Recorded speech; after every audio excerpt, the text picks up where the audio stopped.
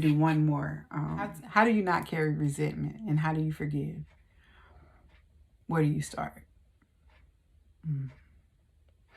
As it pertains to wounds to wins, carrying resentment is a harness of heaviness. Carrying resentment, it wears on you like an outfit of armor. It's a false armor. Resentment builds false courage. Resentment builds false confidence, false power and strength. You feel like if it was done to me, I'm going to do it to it, and I don't play, blah, blah, blah, blah, blah. I've been there. I was tough like Teflon. I've been there, cussing out everything under the sun that wasn't cussing at me. Cussing out, I wish you would. And then I'm going to provoke you too so I can stomp on you. Like, I've been there because of inwardly looking at myself, feeling ashamed. A lot of times resentment is shame. A lot of times we don't want to look in the woman or man in the mirror. We start to self-blame, self-doubt, but we don't say those things. We keep that to ourselves and we harbor that on our heart. Instead, that turns into bitter and resentment outwardly to different people or to every situation where you're just trying to push everybody out your life because you don't want nobody around because you're so bitter, hateful, and resentful.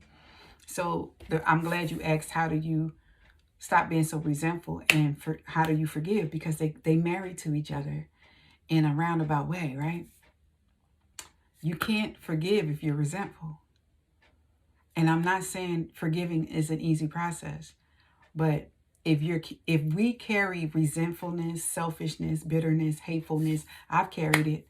I've carried it with some people that are very close to me that I thought I was over it, and I wasn't, because things kept coming up. And then I had to be like, yo, I might really want to bomb on you, like, for real.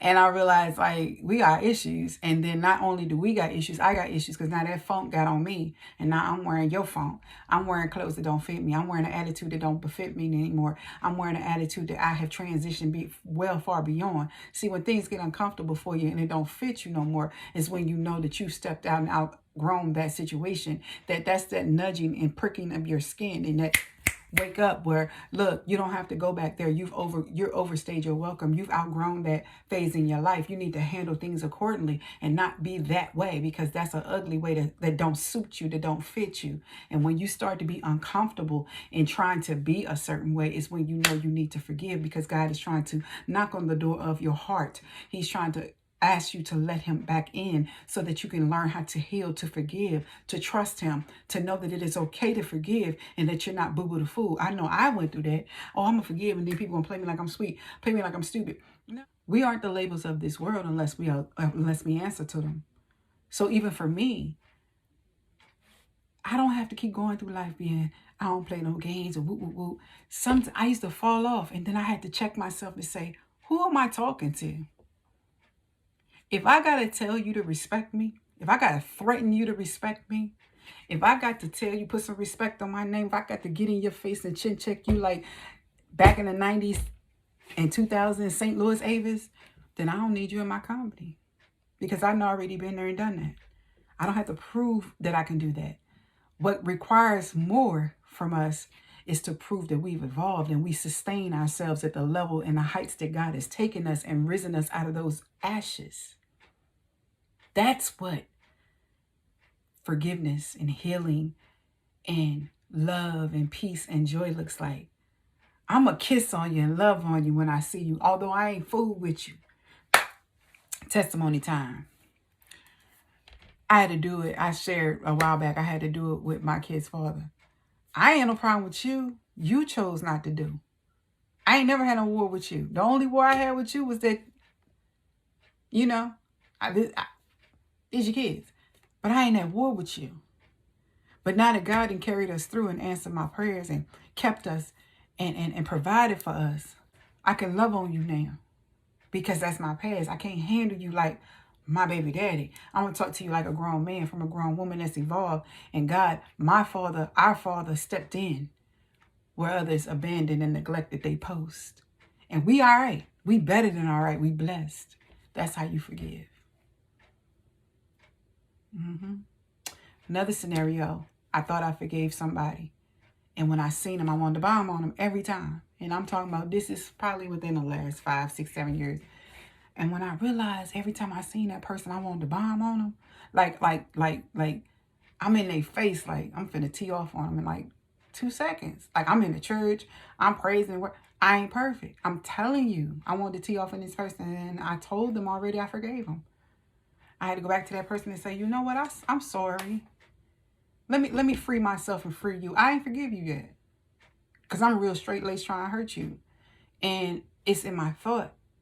And I know it's manifesting from somewhere. And that's that bitterness and that hate and that resentfulness that's in my heart. God can't reside in there with all that. So God got to purge you of that. So I had to take accountability within my spirit, because I don't want God trying to live around something that don't deserve to be in there with him. So it had to come out of me.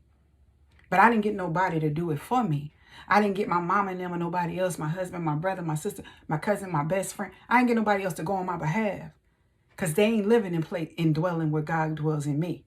Everybody got their own dwelling space. My dwelling space is full of peace and love and light. My dwelling space, God has full territory over this here, because I surrendered to him. So I had to purge that out of me and go to that person myself and say,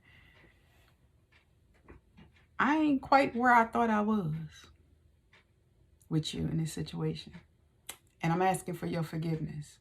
How hard is it to ask somebody who has wronged you in some of the worst ways to forgive you for not forgiving them? It did not make me the bigger person. It made me a child of God. It made me so powerful, because I was admitting my wrongs in the midst of my wrong. I was admitting that by the grace and mercy of God that I can stand flat-footed, 10 toes down, and tell you I wanted to bomb on you, and that I told you I forgave you and I didn't. I was unafraid, unmovable, unwaverable. God was well pleased. And once I got that toxicity out with that resentment and that bitterness, I was free. And that's what forgiveness does. It frees you. And I said, I'm not going to make no promises when, but I'm going to make a commitment that I must forgive you. And I'm going to ask God to show me how. And when that is done, you will know and I will too. So forgive me for not forgiving you when I thought I did. And we are well. I'm going to make mention. When I forgave that particular person, that person ain't in my midst. Because unless God tells me yes to that, that door is closed. That version of relationship that we once had is over. I'm not interested in mending. I don't want to use these hands, this mouth, this heart, this mind to mend anything that God says you free.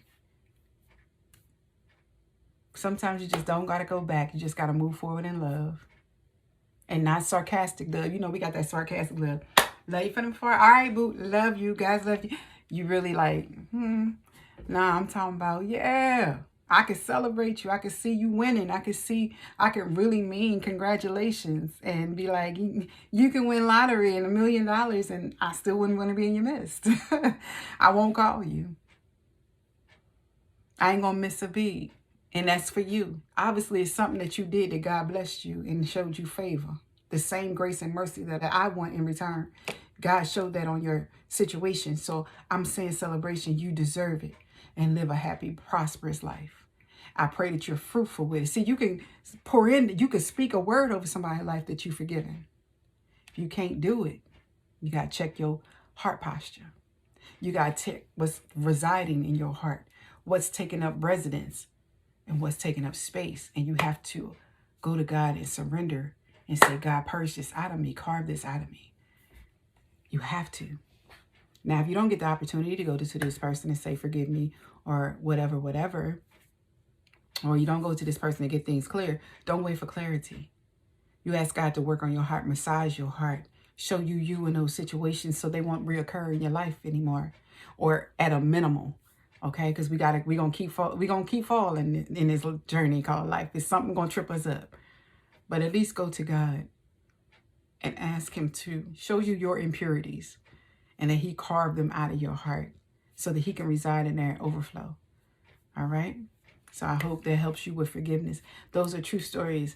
I really hate to tell my business, but in a way, it's just ministering. It's just telling you my testimony. It worked for me. I'm solid on it. And it helped me know that I can be solid and do this and not let people re-enter that old version of our relationship is non-existent anymore. God, remove that burden on my heart, because, you know, we're all soft. Sometimes we're too soft. We let people in. No, when God does it, when the word says, when God opens the door, no man can close it. And when God closes the door, no man can open it. So when it's done, it's done. All right. So this is your girl, Miss Motivational Mogul Mindset. It is late. But until next time, this is your girl. Good night. God's love and God's peace, God's joy to you, and God's best to you. Ava Sheree.